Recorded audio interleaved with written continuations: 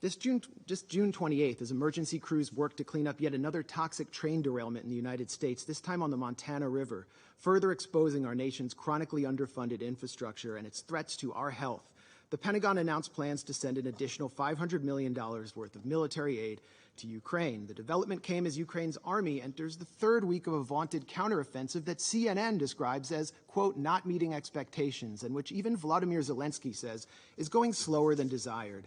As Ukraine's military failed to breach Russia's primary defense line, CNN reported on June 12th that Kiev had lost, quote, lost 16 U.S.-made armored vehicles sent to the country. So what did the Pentagon do? It simply passed that bill down to average U.S. taxpayers like myself, charging us another $325 million to replace Ukraine's squandered military stock.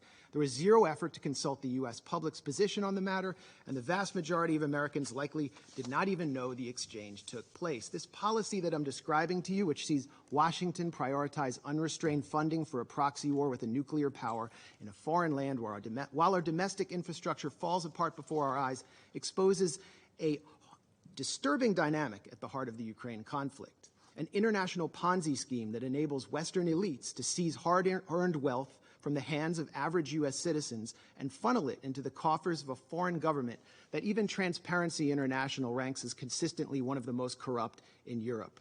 The U.S. government has yet to conduct an official audit of its funding for Ukraine. The American public has no idea where their tax dollars are going. And that's why this week, we at the Gray Zone published an independent audit of U.S. tax dollar allocation to Ukraine throughout the fiscal years 2022 and 23. Our investigation was led by Heather Kaiser, a former military intelligence officer who served in Iraq and Afghanistan. We found, among many bizarre payments, a $4.5 million payment from the U.S. Social Security Administration to the Kiev government. We found $4.5 billion worth of payments from the U.S. Agency for International Development to pay off Ukraine's sovereign debt, much of which is owned by the global investment firm BlackRock. That amounts to $30 taken from every U.S. citizen at a time when 4 in 10 Americans cannot afford a $400 emergency. We found tax dollars earmarked for Ukraine, padding the budgets of a television station in Toronto, a pro-NATO think tank in Poland, and believe it or not, even rural farmers in Kenya. We found tens of millions to private equity firms, including one in the Republic of Georgia, as well as a $1 million payment to a single private entrepreneur in Kiev. Our audit also revealed the Pentagon's $4.5 million contract with a company called Atlantic Diving Supply to provide Ukraine with unspecified explosives equipment. This is a notoriously corrupt company that none other than Tom Tillis, the chairman of the Senate Armed Services Committee, previously lambasted for its, quote, history of fraud. Yet once again, Congress has failed to ensure these shady payments and massive arms deals are properly tracked. In fact, much of the military and humanitarian aid shipped to Ukraine has simply vanished. Last year, CBS News quoted the director of a pro-Zelensky nonprofit in Ukraine who reported that only 30% of aid was reaching the front lines. The embezzlement of funds and supplies is at least as troubling as the potential consequences of the illicit transfer and sales of military-grade weapons. Last June, the head of Interpol warned that the massive transfers of arms into Ukraine means, quote, we can expect an influx of weapons in Europe and beyond, and that criminals are now, as we speak, focusing on them. This May, a group of anti-Kremlin Russian exiles outfitted with gear supplied by the Ukrainian government was hailed by Western politicians for carrying out terrorist attacks in Russian territory using American-made Humvees. Although the group, the so-called Russian Volunteer Corps, is led by a man who calls himself the, quote, White King, and includes numerous open admirers of Adolf Hitler, described as neo-Nazis in U.S. mainstream media, the Western weaponization of this militia against Russian forces and Russian civilians has not prompted any outcry from Congress. And while the Biden administration has promised that it's keeping tabs on the weapons sent, a State Department cable leaked last December conceded that, quote, kinetic activity and active combat between Ukrainian and Russian forces create an environment in which standard verification measures are sometimes impracticable or impossible. The Biden administration not only knows that it cannot track the weapons it's shipping to Ukraine, it knows that it is escalating a proxy war against the world's largest nuclear power and daring it to respond in kind.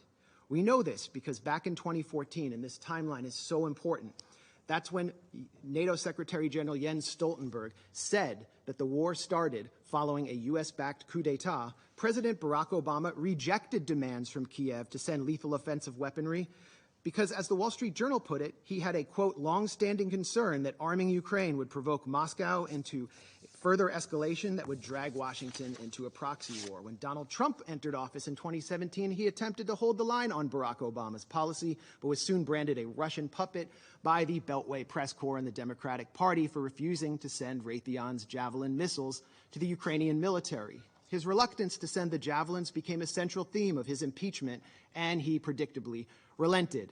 As U.S.-made offensive weaponry began to reach the front lines of the Donbass, the collective West exploited the Minsk Accords to, quote, give Ukraine time to arm up, as the former German Chancellor Angela Merkel put it. In January 2022, the U.S. announced a $200 million arms package to Ukraine. Follow the timeline. By the 18th of February, observers from the Organization for Security and Cooperation in Europe reported a doubling in ceasefire violations, with OSCE maps showing the overwhelming majority of targeted sites on the side of pro-Russian separatists in Donetsk and Lugansk. 5 days later, Russia invaded Ukraine. And since then, the U.S. and its allies have been scurrying up the escalation ladder at every opportunity. Quote, things we couldn't give in January because it was escalatory were given in February, a former State Department official complained after meeting with Ukrainian counterparts. And things we couldn't give in February, we can in April. That has been the distinct pattern, starting with, for crying out loud, Stingers, referring to shoulder-mounted rockets. Joe Biden himself said in March 2022, the idea that we're going to send in offensive equipment and have planes and tanks, don't kid yourself. No matter what you all say, that's called World War III. Just over a year later, Biden changed his tune, backing a plan to provide F-16 fighter jets to Ukraine, and after pressuring Germany to send in the tanks he once feared would provoke World War III. It would only take 2 months from the time Ukraine received HIMARS, Lockheed-made HIMARS systems for the U.S. for the Ukrainian military to begin targeting critical infrastructure, using them to strike the Antonovsky Bridge over the Dnipro River, and again 2 months later in a test strike on the Kakhovka Dam to see if the Dnipro's water could be raised enough to stymie Russian crossings, as the Washington Post reported. 3 weeks ago, the Kakhovka Dam was destroyed, triggering a major environmental catastrophe that caused mass flooding and contamination of the local water supply. Ukraine, of course, blames Russia for this attack, but has produced no evidence. Around this time, Ukraine also baselessly accused Russia of planning a provocation at the Zaporozhye nuclear plant. This triggered a resolution by Senators Lindsey Graham and Richard Blumenthal, no relation to me, calling for NATO to intervene directly in Ukraine and attack Russia if such an incident occurred. The move by Blumenthal and Graham thus established a de facto red line for initiating U.S. military action, much like the one set down in Syria, which, as a former U.S. diplomat commented to journalist Charles Glass, was an open invitation to a false flag. Will we see another Duma deception, but this time in Zaporozhye? This time with nuclear consequences? Why are we doing this? Why are we tempting nuclear annihilation by flooding Ukraine with advanced weapons and sabotaging negotiations at every turn? We've been told by people like Senator Dick Durbin that Ukraine is literally in a battle for freedom and democracy itself, and therefore anyone who opposes military aid to Ukraine opposes the very defense of democracy, according to this logic.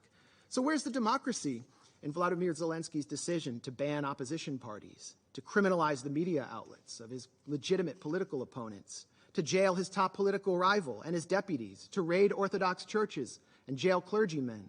Where is the democracy in the Ukrainian government's imprisonment of Gonzalo Lira, an American citizen, simply for challenging the official narrative of Ukraine's war? And where is the democracy in Zelensky's recent decision to suspend elections in 2024 on the grounds that martial law has been declared? The answer is that Ukrainian democracy is harder to find these days than that country's commander-in-chief, Valery Zaluzhny. Senator Lindsey Graham has offered a much more grim and more on-the-mark rationale for supplying Ukraine with billions in weapons. As the senator boasted during a recent visit with Zelensky in Kiev, the Russians are dying. It's the best money we've ever spent. I repeat, the Russians are dying. It's the best money we've ever spent. And Graham has also said that Americans are ready to fight this war down to the last Ukrainian. While official casualty numbers are strictly classified, we must worry that Ukraine is well on its way to fulfilling the senator's ghoulish fantasies. As a Ukrainian soldier complained this month to Vice News, we don't know what Zelensky's plans are, but, quote, it looks like the extermination of its own population, like of the combat-ready and working-age population. That's it. Indeed, military cemeteries in Ukraine are expanding almost as rapidly as the Northern Virginia McMansions and beachfront estates of executives from Lockheed Martin, Raytheon, and assorted Beltway contractors benefiting from the second highest level of military spending since World War II.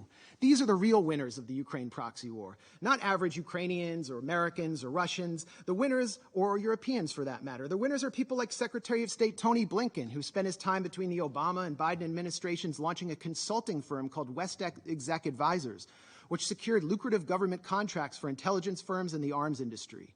Blinken's former partners at West Exec include Director of National Intelligence Avril Haines, CIA Deputy Director David Cohen, former White House Press Secretary Jen Psaki, and almost a dozen current and former members of Biden's national security team. Defense Secretary Lloyd Austin, for his part, is a former and possibly future board member of Raytheon, and an ex-partner of Pine Island Capital Investment, which collaborates with West Exec and which Blinken himself has advised. Meanwhile, the current U.S. ambassador to this body, the UN, Linda Thomas Greenfield, is listed as a senior counsel at the Albright Stonebridge Group, a self-described commercial diplomacy firm that also finesses government contracts for the intelligence and arms sector, and which was founded by Madeleine Albright, infamously known for her comments that the deaths by sanctions of 500,000 Iraqi children were worth it. So while military-age Ukrainian men are ripped off the streets by military police and sent to the front lines, the financially and politically connected architects of this proxy war are planning to walk through the revolving door to reap unimaginable profits once their time in the Biden administration is over. For them, a negotiated settlement to this territorial dispute means an end to the cash cow of close to $150 billion in U.S. aid to Ukraine. So in closing, when the United States, my country, a permanent member of this council, has fallen under the control of a bipartisan regime which seeks to perpetuate a proxy war for as long as it takes, in the words of Joe Biden, which considers diplomacy synonymous with unilateral coercive measures to, quote, turn the ruble to rubble, as Biden pledged to do, whose leadership subverts negotiations in order to pursue profit while refusing to properly inform its own citizens what they're paying for, and pushes the sons and brothers of its supposed Ukrainian partners out onto a killing field in order to bludgeon a geopolitical rival, when both Zelensky and members of U.S. Congress are calling for preemptive strikes on Russia, which have nothing to do with Article 51 of the UN Charter, this council must take action to enforce that charter. That charter is clear that the Security Council must use its authority to guarantee a pacific settlement of dispute, particularly when it threatens international security. That should not only apply to Russia and Ukraine. This council has an obligation to strictly monitor and restrain the U.S. and the illegal military formation known as NATO. Thank you.